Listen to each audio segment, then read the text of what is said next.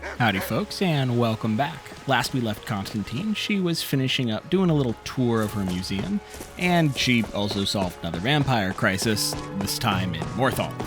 She decides though, now having finished all of her early training at the college, she wants to head back and see what Tolfdir has in store for her. But before any of that occurs, she actually wants to get in a little bit more practice at the forge, and there just so happens to be a great forge here in Solitude.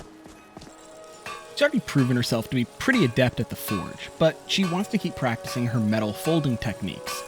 This way, when she goes to make another try at ebony, she should be able to actually make what she wants.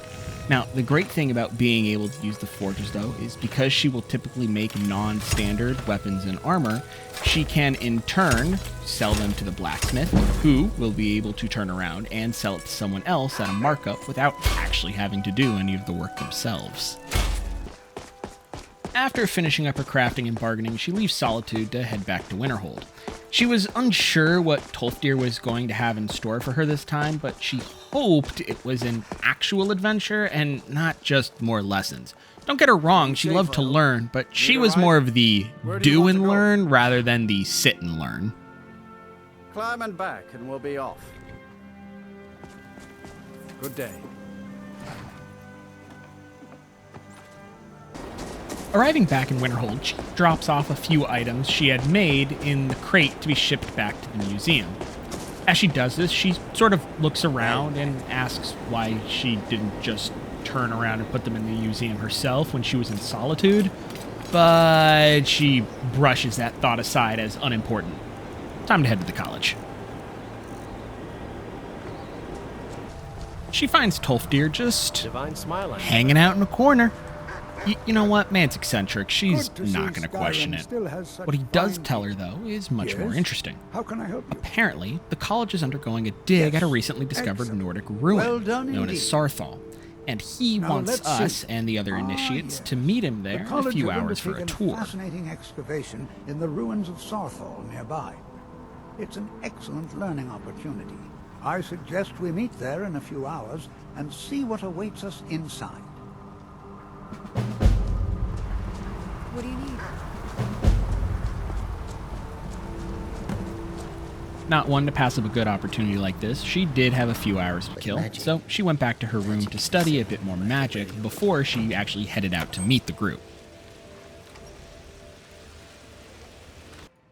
She ended up choosing to look over Death Guard and start understanding more about conjuration. Having Ulf has taught her that the more people she has on the field in her favor, the higher chances of success she has. She's done well enough on her own as is, but she recognizes as she explores more and more dangerous ruins, she's starting to realize she may need a little more help. If not, at least just having something else to take the damage. Having woken up, she realizes everyone else is probably going to be at the dig site by now. But her stomach was grumbling, and while she looked through her bag on what to eat, she realized she easily had the coin for a full hot meal. Honestly, no reason to waste pack rations, so she heads to the tavern to get herself a nice little meal. You need, just let me know. Of course. After eating, she heads out and checking her map, the Sarthal dig site appears to be incredibly close and is just out a different exit from Winterhold. The sun was up and beating down, but the wind was just whipping her face. She really hoped that she would arrive soon and get inside.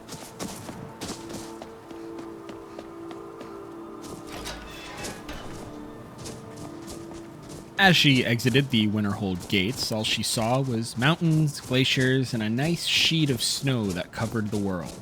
It was peaceful. Until she came across a troll fighting a Spriggan of all things, and a few goats that it had brought to the fight. Now, these creatures weren't really a concern for Constantine. She took out the troll quickly, and then put the goats out of their misery. The Spriggan was already dead at this point, so not too much of a concern for her.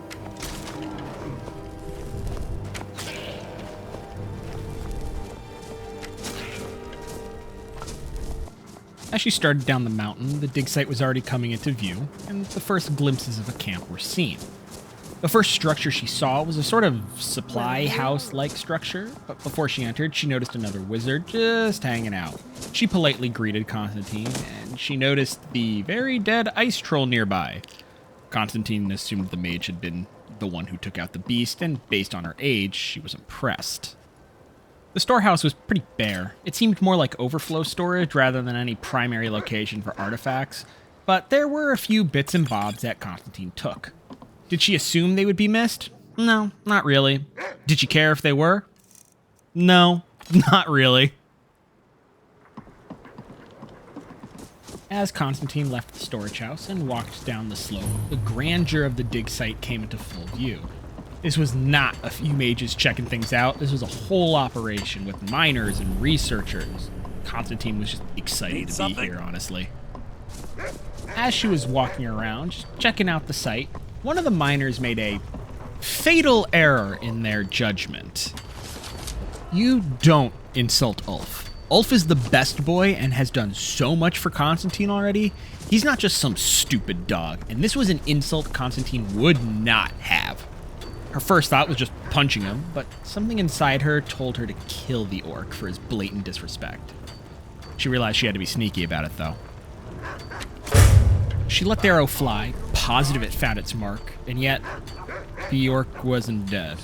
And then another mage made a comment about Ulf being a stupid dog. She nearly shot him as well, but something stopped her moments before letting it go. She could see that the arrow had found its mark, but again, he wasn't dead. Ugh. It had to have been the mages in the dig site.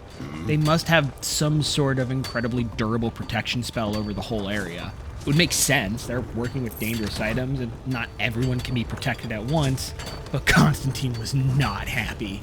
If she ever saw them out of its protection spell, they were dead for insulting Ulf.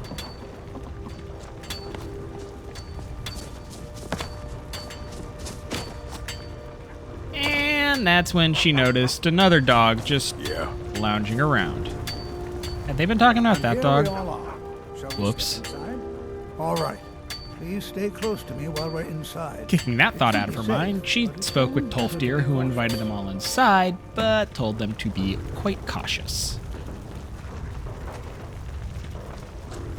Inside the ruins, Tolfdir starts explaining the history of Sarthal, and Constantine is enraptured with it. She'd heard about the Night of Tears, but needed to do more research on it. The history of Skyrim and Nirn as a whole is just so fascinating to her.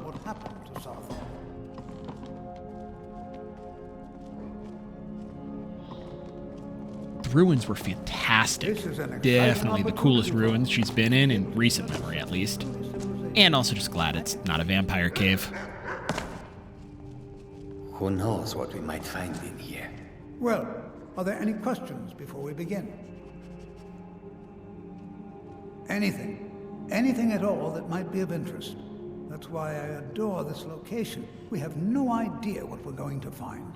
And if along the way my message about the dangers of magic should happen to sink in for a few students, that would be a happy coincidence. Nice little shade thrown there, Tolfdir. Appreciate it. We're particularly interested in the prevalence of magical seals placed on the tombs here. It's rather unlike anything we've encountered. Ah, yes. Well, why don't you see if you can assist Arniel Gain? He's one of our scholars, here working on cataloging our finds. I expect he'd appreciate some help in locating any additional magical artifacts here in the ruins. Tolfdir told her to go help Gain out. She's not a huge fan of him, but he was kind enough to make the fire for her last time they were out, and he's pretty aloof, but not overtly rude, like a few of the other scholars she's had the mispleasure of learning from.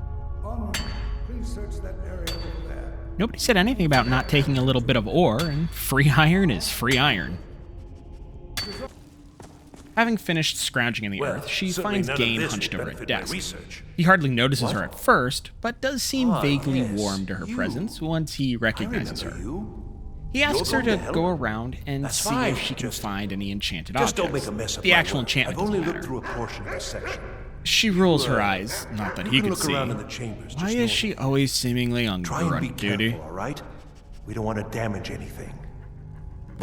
Of course, his concern for damaging was not damaging herself, but damaging the precious objects, of which seemed to be mostly rings. Very small golden rings with garbage enchantments.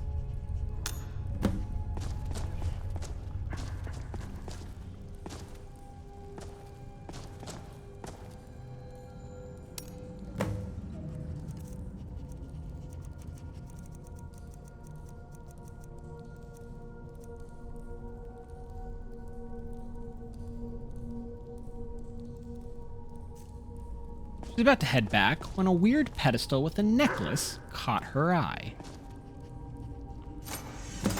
Picking it up was probably not the smartest thing she could have done, as metal bars from an unseen location sprang up, trapping her in the room. She had tried to put the necklace back, but no dice. How in the world did that happen? Really? Perhaps the amulet is important somehow. Is there some way you can use it? Well, it's an amulet, Tolfdir, Constantine thought to herself. Probably wearing it is a good idea. And, what is that coming from the wall? Some kind of resonance. You and the wall. Must be connected to the amulet. I wonder... Actually, that's a solid idea. She was thinking of just shooting it, but considering this seems to be magic, and magic may be the way to get it to work. It's resonating with orange, so maybe an ice spell to counteract the quote-unquote fire will work. And much to her surprise, it actually did. And the iron bars also dropped.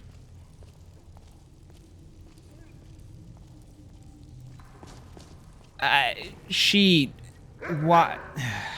Look, he was hiding in a corner as well. She's not going to think about it. The way Tolfdir just enters the cavern after being all cautious this and cautious that is hilarious, if not hypocritical, to Constantine. He's probably incredibly capable of keeping himself alive, but the thought is just funny enough to her. Why in the world would this be sealed And off? that's when they enter an incredibly weird room that looks more ritualistic than it has any right to be. Once Tolfdir actually enters the room, though, her vision goes all hazy and a weirdly dressed individual apparates in front of her. She is not happy about it. Listen well. Know that you have set in motion a chain of events that cannot be stopped. Judgment has not been passed, as you had no way of knowing.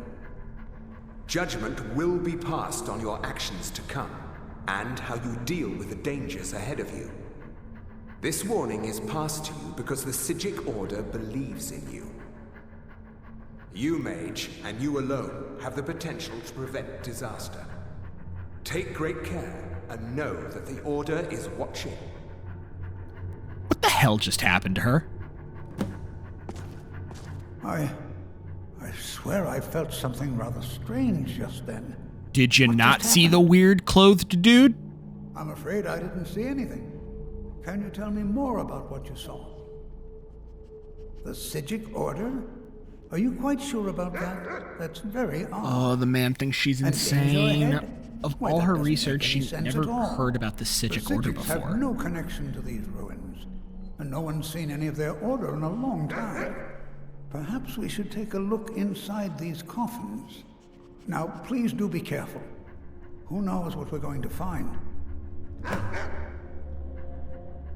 They were a group of mages with a history that predates the Empire. Very powerful, very secretive. No one's seen them Ah, in joy. well over 100 Another years. secretive order They she has to vanished, deal with. along with There their has to be sanctuary on more the Isle of secret Artaeum. orders than overt I orders have at this no point. idea what connection they'd have to this place. The stories and lore she's getting from I Tolfdir, have though, no she is idea, really but it's appreciating. fascinating. It's helping her Assuming sort it's of true, of course. piece The Isle of everything Artaeum together disappeared while over still 100 not years having ago. some of the most important No one has pieces. seen them since. And yet now, suddenly, they've chosen to contact you. Why, it's intriguing. If nothing To be else, fair, I'd she doesn't think it's a she was compromise. special in any The way. Psijics She have was just the only one who ever dealt accidentally with blew those open the they feel seal. worthy.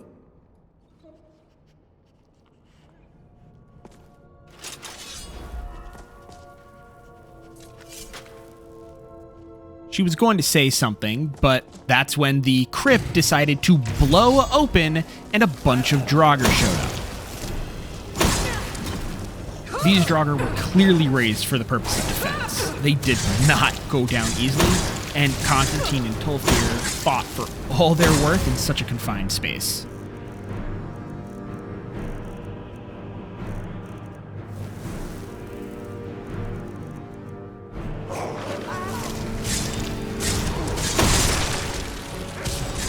The fight wasn't the cleanest Constantine had ever participated in, but it was effective, and the two of them plus Ulf were able to clear the Draugr. But if Draugr were present here, there were going to be many more down the hallway, most likely.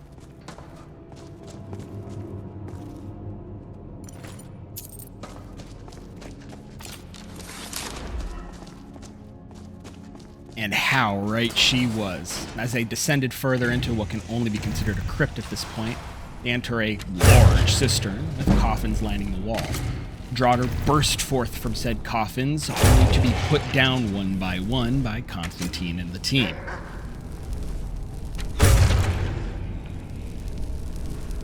The Draugr were clearly not resurrected for their intelligence or combat acuity, as they each go down arrow after arrow. Constantine has decided to kind of start foregoing normal arrows. Ethereal arrows are easier to maintain, and it gives her kills a little bit more personality, let's say, as ethereal arrows are not common. Stay a while and examine this. You, however, should press on. See if you can. This is simply fascinating. So Tolfdir has decided that he wants to stay in the crypt-esque area and kind of explore a bit, but has told Constantine to move forward. Most likely it has to do with the whole Sijic order thing, but it also feels, again, kind of hypocritical when he keeps talking about the whole cautious and safety thing, and then he just tells Constantine, yeah, no, keep going. We know there's Draugr, but don't worry about it. At least, maybe it's because he recognizes Constantine's battle ability, or that's what she's hoping at least. She holds no ill will towards the man, she just sort of finds it interesting, and the hypocrisy is amusing to her. She continues forward in Saarthal, dealing with the many more Draugr that are coming after her. But what's more interesting to her are the magic rune booby traps. Now, this isn't necessarily a common sight in Nordic ruins, so this place definitely has something magical or magical-esque in it or about it. She just sort of wishes her arrows would do something to the booby traps, but she quickly realizes that magic may be the best way, as running over it still probably kill her.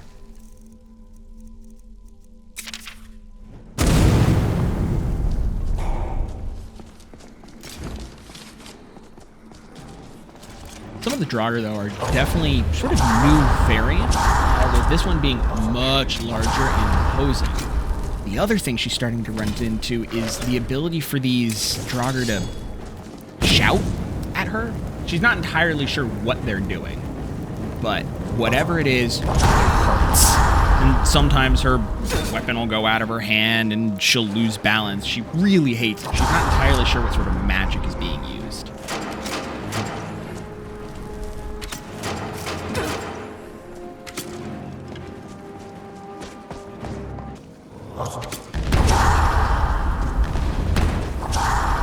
She is finally able to clear the room and catch her breath after what was an intense fight with a few Draugr. They were definitely built and resurrected for combat, and the constant magic shouting that they were doing made her head spin, and her shots were very off-target because of it.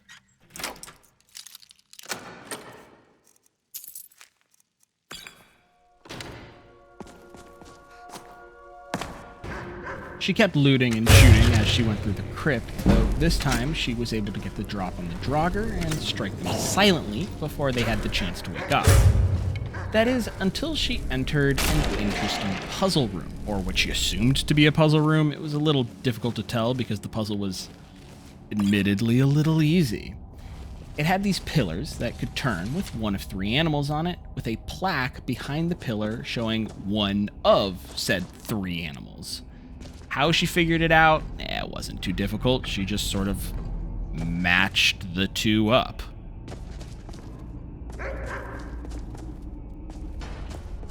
And with that, the gate is now opened and she can continue forward in the crypt.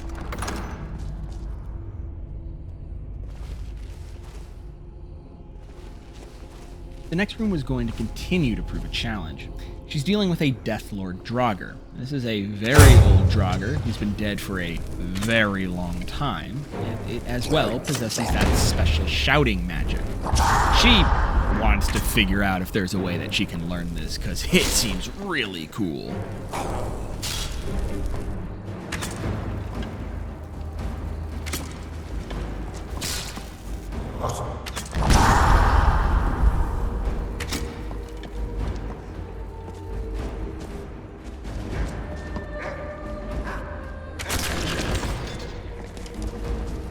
Ulf continues to prove his loyalty to Constantine by becoming, sadly, more of a meat shield for the Death Lord, but it did allow her to sink arrow after arrow unencumbered.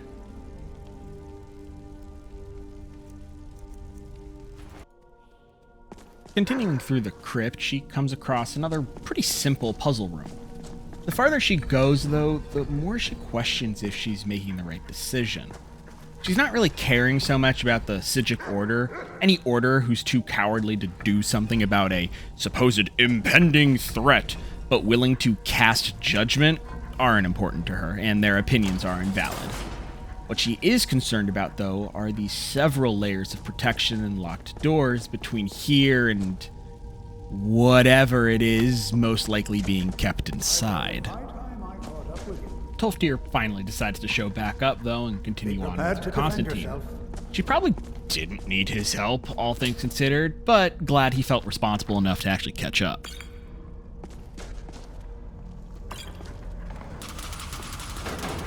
And as she finishes that thought, he steps on a trap, firing off a bunch of poison darts, most of which land on him, but as Constantine tries to get out of the way, she's hit with a couple. The poison burns through her veins, and she starts downing potions and using healing magic to help. She really needs to carry cure poison potions at this point, with the amount of times she's been hit with poison. She tells Tolfdir to, ironically, be more careful next time.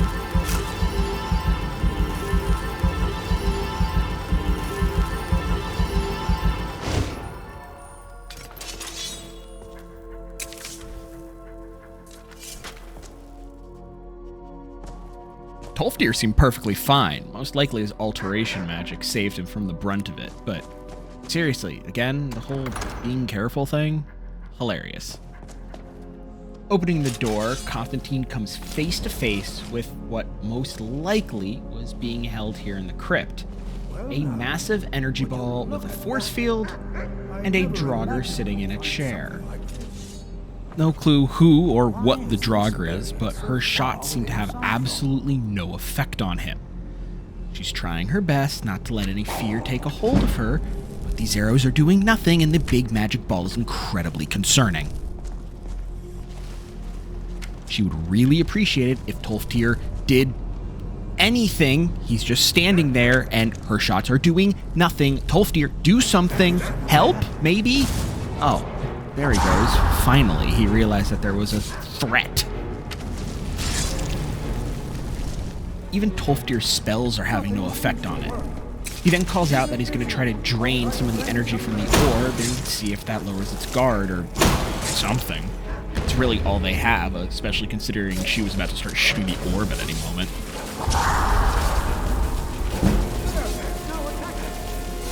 Whatever he's doing starts to work as the shining barrier around the Draugr seems to lift. She starts firing her arrows and they pierce him, doing some semblance of damage until she kills it. Actually, rather easily. She's a little surprised. Strangely enough, with the Draugr's death, the whole barrier collapses, but the orb still exists. She needs to talk with Tolfdir about this. I have no idea. This is amazing. Absolutely amazing. The Archmage needs to be informed immediately. He needs to see this for himself. I don't dare leave this unattended. Can you return to the college and inform Savos Aran of this discovery? Please, hurry. She loves Tolfdir's energy and excitement. It's so raw and just so true. Any fear she had been just washed away with such a fascinating discovery, and the fact that even Tolfdir knew so little about it is wildly interesting to her. She was even tasked with going and talking with the Archmage, which, but she would do her duty. After looting, though, this is where the orb and the Draugr become even more fascinating, more interesting. There's a story here. There's a writ of sealing on the Draugr. Apparently, they were called Jirik, and they were bound here for committing some atrocious sin or crime. But there was no mention of the orb, and so the question remains. Is the orb what kept Jirik sealed here, or was the orb placed later? If it's the former, then why did it also protect him? If it's the latter, who put it there, and yet how is Jirik still able to be sealed? She did find a notebook with some notes in it from a mage talking about the orb, calling it the Eye of Magnus. Now, Magnus isn't Aedra, nor is he Daedra. He's definitely divine in some ways, but other than that, the name means actually very little to her. Frustratingly, though, the notebook had no dates, so she has no idea how old or recent this was taken.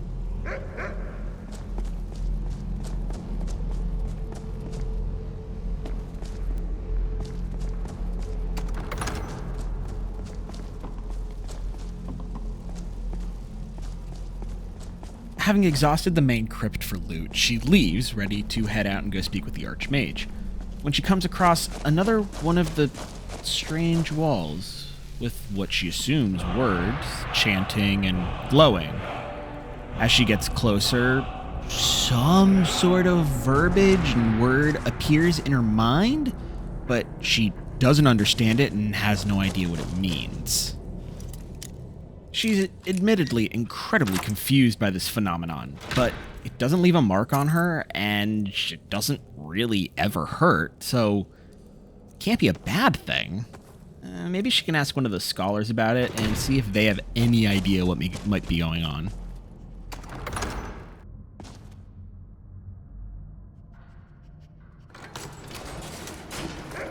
Upon exiting, she's right back where she started in the main dig site.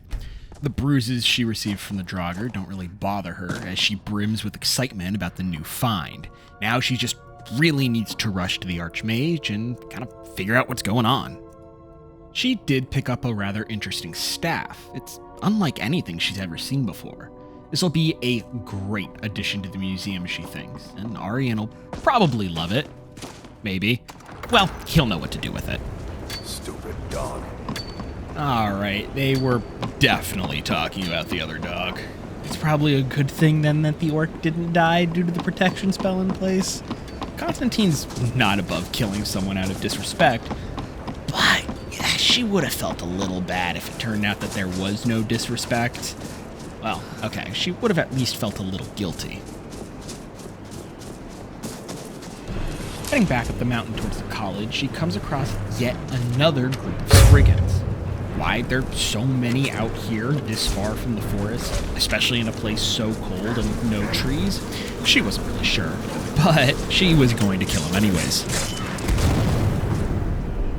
What was funny though is that as she was backing up, it seems a mage or two caught wind of what was going on and decided to lend some aid with a few ice spikes and fireballs being thrown at said Spriggans. Not needed, but appreciated. She finds her way back up to the college and admittedly is unsure what she's gonna tell the Archmage. Hey, we found a massive floating orb in an incredibly sealed portion of the ruins, and we have no idea what it is or what it does. Okay, well, you know what? Considering she really doesn't have an idea what it is, she's gonna just go with that and hope for the best. She finds herself at the Archmage's quarters, and wow, Constantine's kind of jealous. This is a nice room. It's got all sorts of fancy baubles and accoutrements. She guesses, being the Archmage comes with some perks.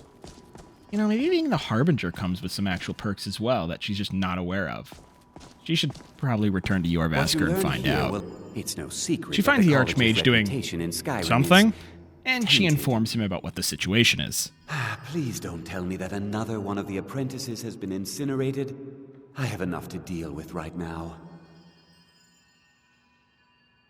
I see.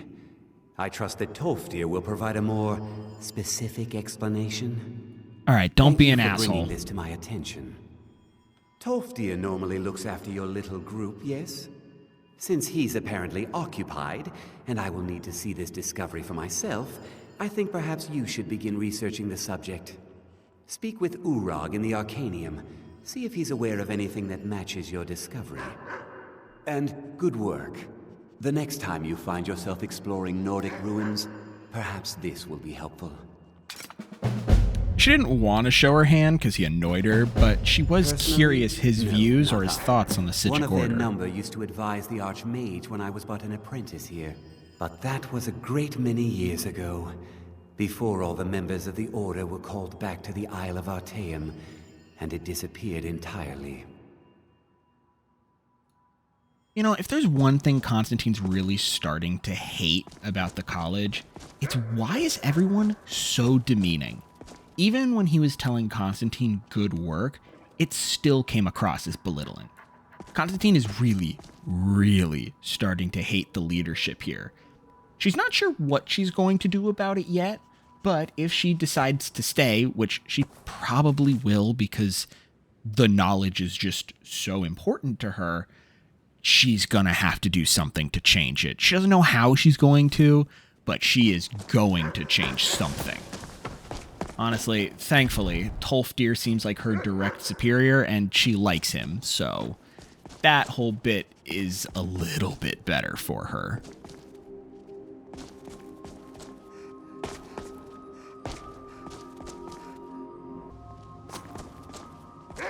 As she was leaving, Very well. Feralda caught I've her in been the trying to stairwell, find you. but it seemed I pretty just wanted secretive, to so let she you know that probably Ankana's didn't want to been be seen asking about you. directly talking with I think he's Constantine. looking for you. Most likely used an illusion spell to I'm not project her sure. voice clearly into Just- Constantine's head. Well, mind what you tell Weirdly me, enough, alright? she was able to respond in kind. No. Well, I don't think so. Between the two of us, there are rumors about him. That this advisor position he has is a sham, an excuse. That what he's really doing is spying for the Thalmor, trying to feed them information. Whether it's true, I can't say. But it never hurts to be a little suspicious, does it? You're welcome. Apparently, the Thalmor ambassador on Kano is looking for her. Constantine has no love for the Thalmor, so she's going to do everything in her power to not really run into him. That being the case, though, if she ever sees him in a dark alley alone, well, he might not see the next day's sunrise if you catch her drift. But for now, this is where we're going to leave Constantine. Annoyed with college leadership, but excited on what her discovery in Sarthal may yet bring. Thanks for watching, folks, and apology for the slightly shorter video this time. I have over 2 terabytes of footage for other videos I'm working on, and it's just all starting to pile up, and I really need to start editing it. So if in the near future there's a week or 2 with no release, it's probably because I'm multitasking editing. In any case, though, thank you all for watching. Please remember to like, comment, and subscribe, and I will see you in the next one. Peace!